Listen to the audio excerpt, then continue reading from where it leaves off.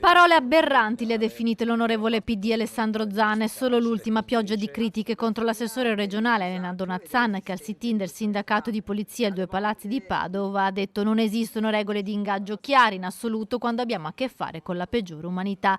Contro Donazzan anche le consiglieri regionali Elena Ostanele e Vanessa Camani e tutto il PD, con il segretario veneto Andrea Martella che definisce i toni usati dall'assessore di Fratelli d'Italia ancora una volta sbagliati e poco rispettosi. Noi dobbiamo contemporaneamente avere il massimo rispetto per gli operatori della polizia che operano nelle carceri e sappiamo quanto sia complicato farlo e dobbiamo sempre ricordarci dei principi e quindi sostenerli economicamente, con più personale, con più piani legati a, diciamo, le risorse umane per la polizia penitenziaria e contemporaneamente dobbiamo ricordarci dei nostri principi costituzionali, e cioè che il compito delle carceri è quello di poter rieducare le persone. Donazzan oggi replica spiegando il paragone che stava facendo, portando la sua solidarietà agli agenti della penitenziaria.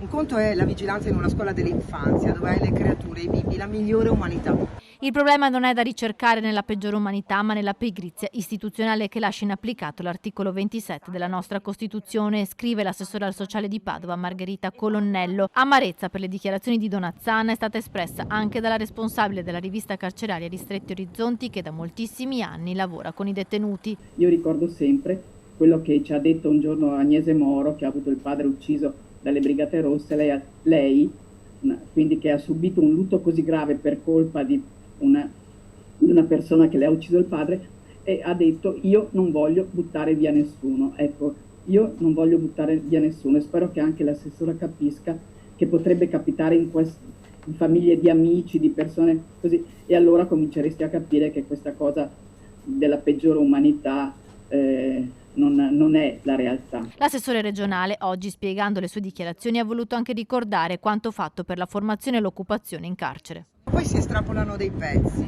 e questi pezzi scandalizzano le anime belle che pensano di dare lezione di democraticità e anche di interventi. E chiarisco anche un'altra cosa: la Regione del Veneto è tra quelle che fa più iniziative, le faccio io come assessorato, dentro le carceri, sull'istruzione.